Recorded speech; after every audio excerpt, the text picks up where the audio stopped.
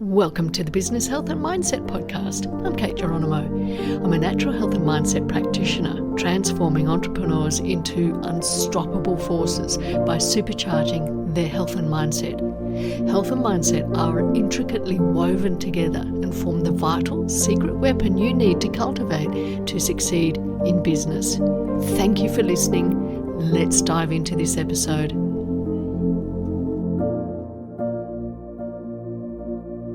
Hello and welcome to today's episode of the Business Health and Mindset Podcast. I am Kate and great to have you here. I want to start off by saying thank you. Thank you for listening to the podcast. Thank you for tuning in, and I hope that they are of value to you.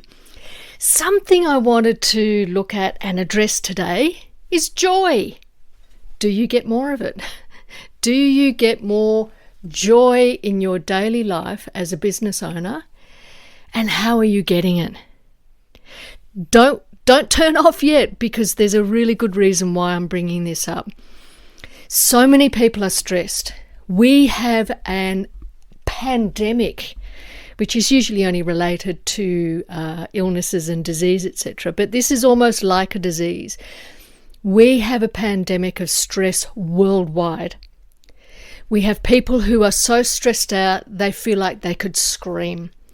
They don't know what to do for their business. Strategies are not working. People are not buying. You could be one of the people who is doing really well in business, so I encourage you, just hang in there for the next few moments. I'm going somewhere. People are stressed. People are not sleeping. People are eating the wrong foods. People are damaging their health because of stress, because of anxiety, because of worry. And this is causing such angst in society. People's hearts and minds are tormented, and yet they won't talk about it. They may say flippantly, "Oh, I'm a bit stressed," but they won't really talk about what's going on deep inside. Because they get ashamed, because they feel embarrassed, because they think that they're the only one that does it. Now, I'm talking generally here, and it is a generalization, because in my line of work, I get to know how people's hearts and minds think and how they behave and how all of this will play out in their health. If your health is not where it should be today, just stop for a moment. Like I said, I'm getting somewhere. I don't have any notes generally when I do my podcasts. I speak from, that overflow of the knowledge that I have. I speak from the heart. And health and mindset, yes, they're intricately woven together, because your health is the result of your mindset. Your mindset is also the result of your health. Now, some people out there, neuroscientists or some practitioners, doctors, etc., would say I'm totally wrong. This is my take on it. My take is that they will both influence one another, because if your health is lagging, if it's not great, if it's not at the peak, if you are not operating at the ideal weight, at the ideal energy, getting the ideal amount of sleep every day, if you are not eating the ideal foods, etc., to fuel your body, your thinking, your behaviors, your habits are not going to be at their peak either. Now, if your mindset is not at its peak, your health is not going to be at its peak. It can't be. In clinic, I used to regularly say to my patients, you must put yourself first. Now, this is very common, and I see in all kinds of groups on LinkedIn and Facebook and, Instagram and all the rest of it, and all these different places, and talking with people socially and so on. It's really common to see someone who is doing their best to be helpful says, you must put yourself first. I was saying this 25 years ago, and people were looking at me like I had two heads. And I'll never forget the day, a lady who, she was a pastor in a church, and she had come to see me about some health issues, and she had 5 children. It was her second marriage, and so there's a combination of, blending of families. And while she had a good marriage, etc., she had to look after 5 children and plus work, etc., and look after other people in the church. And she was never putting herself first. So I said to her, you must put yourself first. And she was actually quite horrified at what I said. Back then, 20 plus years ago, it was really quite a foreign concept in many social arenas. Women were encouraged to put everybody else first. Their place was to look after the family. Their place was to, be good in their job and or their business and, do the best they could. But they had to kind of be the nurturer and the carer and look after everybody. You must look after yourself first so that your health and your mindset is at its peak for you. You mustn't measure yourself in your health and mindset to anybody else, because you are uniquely made. You are uniquely created, and you are a beautiful, wonderful, unique person who probably needs work like all of we humans do. So, joy. I come back to joy. Even if you tick the boxes and you think that you're doing pretty great, where is the joy coming from in your life on a daily basis that then infuses you and fills your business? This is not something that a lot of people really look at or take seriously. There's so much we have to do in our life, so much we have to work on to be the best that we can be. I make everything really simple. When I work with clients and when we do coaching and mentoring work, I keep it simple. Because again, when I was in clinic, if I made things too difficult, people would not follow the program. Same in coaching today. If I make it too difficult, they won't follow it.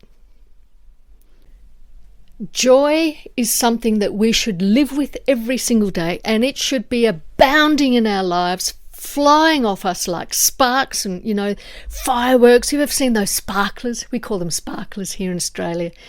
Long piece of wire with the, I don't even know what it is on there, the sort of firework material that you light the end of it and it sparks. The sparks shoot off everywhere. We need to be like a good sparkler, and I say a good one, putting out the great energy, the joyful energy, instead of sparking off and putting out negative, cranky, bad, fearful, anxious, stressful energy. We need to be putting out the great stuff. And how do we do that? It can't be manufactured. It can't be fake. It's got to be real. And how is it going to happen for you to be real? By having joy and being able to generate real joy in your life. Now, like many people, I get times where I feel a bit stuck. I get times where I'm feeling in kind of limbo. It's like, I know I could do this and that, but I could work on this project, or I could do this today, I could do that task, and it's like I don't feel like I've really got the energy to get in and really get it done. So what do I do then that creates some joy in me to be able to get out and actually then do that work that I want to do? I get out in nature. That works for me. Plus I have a dog who goes nuts if I don't take him out for a walk. And so, pop the lead on him. Come on, old rusty boy, let's go. And we get out and go for a walk. And it may just be local, around suburbia, and he sniffs and has a lovely time and drags me here, there and everywhere sometimes, and or I'm dragging him so that he will stop sniffing something. Here in Australia, and I digress for a moment, here in Australia we do have quite a lot of snakes, and particularly in summer and spring. And so when we walk in some areas where there's quite a bit of bush around, and he gets his nose stuck in there, I'm pulling him out fairly quickly because I would hate for a snake to latch onto his nose. They can be deadly. I digress. Anyhow, so joy, joy for me is getting out in nature. It doesn't really matter even the weather. For me, it just stirs the spark, and it helps me to feel good, to feel happy, to feel the joy at seeing, birds, or to see, see plant that I hadn't actually noticed, or a tree. Here in Australia, and particularly around the Sydney areas, we've got the most beautiful gum trees, and one of them is called the Angophora, and it is just beautiful. They have these reddish, sort of rusty coloured limbs, and the limbs all twist and gnarl, and they can look quite funny, odd trees sometimes, but their shape is just beautiful, and they are so unique, and they are just lovely to me. I just love them. And every now and again I'll be walking along and I'll stop and look at one that I've passed hundreds of times, and I'll look at it and think, wow, look at you. Or there could be a palm tree, or there could be some native bush that's in flower that, in my busyness I've just walked past. Or there's a bird, whipbirds. We've got whipbirds here that have the most unusual call. And if you've got some moments to spare, maybe Google it and look it up and hear their call. But they are a beautiful little bird. And I can be walking along and hear them. I heard one just the other day, and I thought, oh, the whipbirds. They're so beautiful. And their call is so distinct. That brings me such joy. Now, being out in nature for me allows me just to drop the drudgery, drop any heaviness, drop anything that is maybe clouding my thinking or distracting me. And like all of us, I've got things I've got to do at home. There's cleaning, there's washing, there's ironing, there's, grocery shopping. There's all kinds of things I've got to do. And I've got to fit them into my day just like you do. Yet, being out in nature creates that joy for me. And it lifts me. It elevates me. It helps me to feel great again. What brings you joy? What helps you to have those moments of joy that can generate that energy within you so that you can carry that into your day? And you might say, oh, but Kate, you don't know about my day. You don't know about my life. No, I don't. And you don't know about my life. I've found a way that for me helps me to generate some joy. So I would encourage you, find a way that generates joy for you.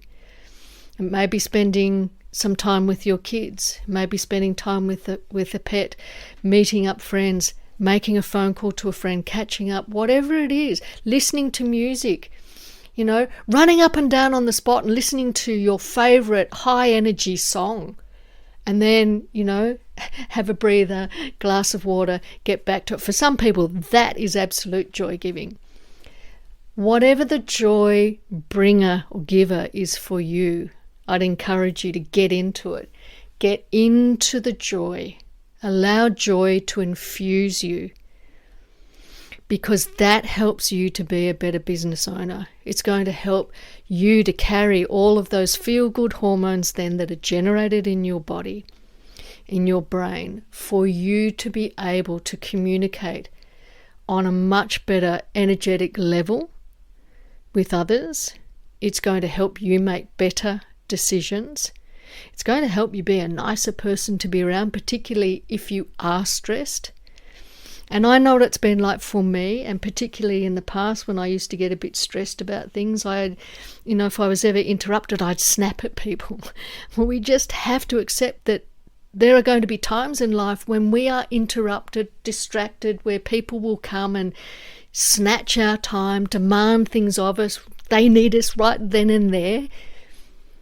We've all got to find ways to deal with that, and we've got to expect it's going to happen. But if you can elevate your joy in your own life so that you can be the best that you can be and enjoy your day, that's going to make you a better business owner. Having that strong-willed mind where you don't need to do that is a good thing if you're one of those that can do that. But I would still encourage you, find the joy, let the joy flow, let the joy elevate you, because it is going to help you to be more productive.